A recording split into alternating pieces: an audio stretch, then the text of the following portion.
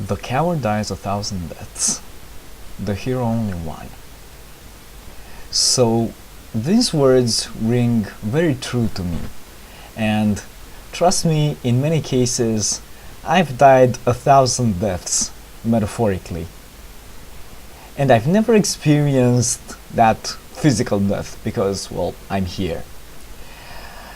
Many times I recognize I've been a coward, or I've experienced fear of ridicule, although not experiencing ridicule in its physical form, as in being embarrassed. But this fear of being embarrassed actually caught me, and it prevented me from taking any further action. For 2 days, I've been working on this project that involves working about 10 or more hours a day, which implies applying these forms, these surveys, to random people. And I've experienced firsthand the fear of ridicule. And from my experience, what the hardest thing is to do is actually asking for help.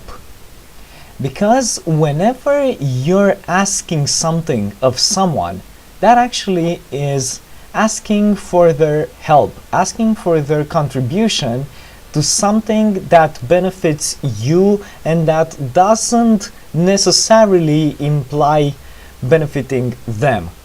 Because what's the benefit of somebody giving you of their time and of their energy willingly and not receiving a monetary compensation for that? Well, of course they can have the pleasure of feeling good because they're helping another human being fulfill his job or his desire, but why would they do that? And those questions keep running through my mind, and I'm asking myself stuff like, will that person think I'm rude, or will he be bothered by my asking, and so on and so forth. And this has kept me in the past from actually approaching and presenting my proposition to many persons, be they male or female, be they young or old, and I didn't have the guts to stand up, speak out, and get what I want from other persons. And I found it's very difficult for me to also ask for help from even my friends, because as I pictured it, from my ego perspective, it puts me on the position of being one down.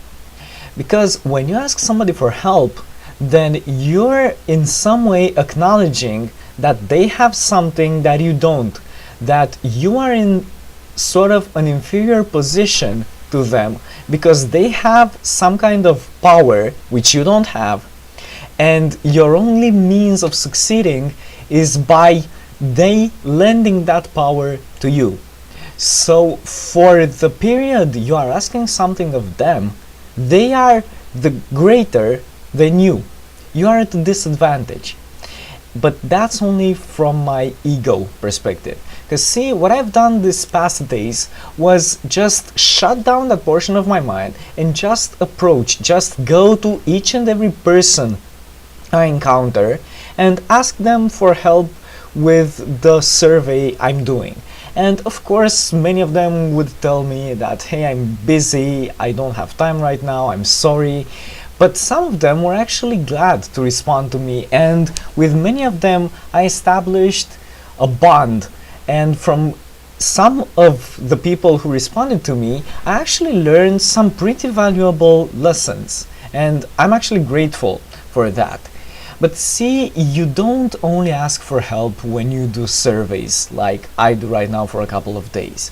You ask for help when you're coordinating a team of people. You ask for help when you're interacting with your loved ones or with your family or with your friends.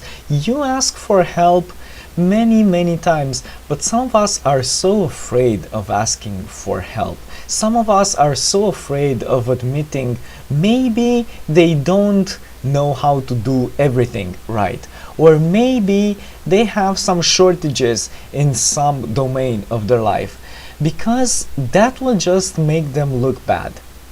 But many a time you will only look bad in your own eyes, because nobody out there is judging you, but you are your own worst enemy, because you are judging yourself, and you have taken upon yourself the role of what you suspect, but you only suspect other people would do to you, as in condemn you, as in judge you, as in reject you. They don't even need to do that anymore.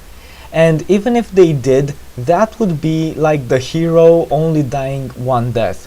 But when you interject that, when you project that onto yourself, you don't actually know what the response will be. Even if you have a great intuition, you don't have any real notion of if they want that or not, or if they judge you or not, but you still do it. And you don't ask for help. So if you do ask for help, if you actually go out there and do the action, you will get a real feel for if they really want to reject you or refuse you, or if they may be actually glad to help you. And guess what? Many times people will actually be very, very glad to help you. And you may not even suspect that. And you may let that opportunity pass by. So for example, let's say you're a guy. And let's say you're pretty timid. And let's say you want to be loved by someone, by a girl. And she may not be out looking for a boyfriend, but guess what? If she knew how great you are, if you just stopped her on the street and proposed to her, hey, maybe we can go out sometime because I really find you attractive and I really think you're awesome. Who knows, maybe 9 out of 10 girls would reject you, well, so what? But maybe 1 out of those 10 who you may actually like, may actually respond in kind and at least give you a laugh and say, yeah, sure, why not? I feel like going out for coffee and you don't seem like such a creep to me. And if you go out, maybe she will actually like you. Or let's say you're too afraid to apply for a job. You say, oh my god, they want some big degrees, or I don't have the necessary experience for that. And you may be too afraid to actually post your CV to that company you so desire. And maybe they would actually be glad to have somebody like you go to them. Who knows? Maybe they wouldn't, but maybe they would. And don't be afraid to ask for help, because you never know when you judge an opportunity as not being there, but it actually is, and it actually is waiting for you. If you don't fish, if you don't put your fishing rod into the water, then there is no chance for any fish biting. But if you do indeed decide to fish, then maybe there's a chance that something will bite. So you just have to basically go out there and ask for help from whoever you think could give that help to you. And don't be discouraged, because my motto is, well, I have to get at least 10 refuses, 10 no's before I get them yes. And I go counting. I actually go asking myself for no's. I go like, okay, 1 person that refused me, 2 persons, 3 persons, 10 persons, and now I'm already expecting a yes, and maybe that yes won't come for another 10 persons, but so what? I'm always, okay, 1, 2, 3, 4, 5, another no, and guess what? Sometimes the no comes before 10, a yes comes before 10 no's, and I'm happy. And I'm happy because yes, I did it, and there's nothing in the world better than finding that you had the courage, that you actually felt the fear of ridicule, of being embarrassed, and so on, but still you go out there and you ask for help, and you recognize that you may not be all powerful or all knowing, and that experience humbles you.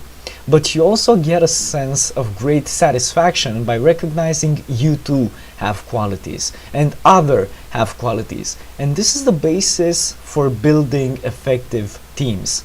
So go out there and basically ask for help. And look, I'm now asking you for help.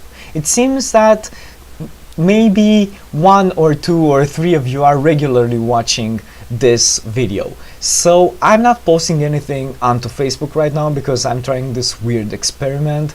But please, if you're watching this, then post it on Facebook. Use your network to bring this message across to people, because If you're watching this, then it's good enough for you. And if it's good enough for you, then maybe it's good enough for them too. So I think this message has value. Don't you? Please bring it out into the world. Thanks, and I'll see you next time.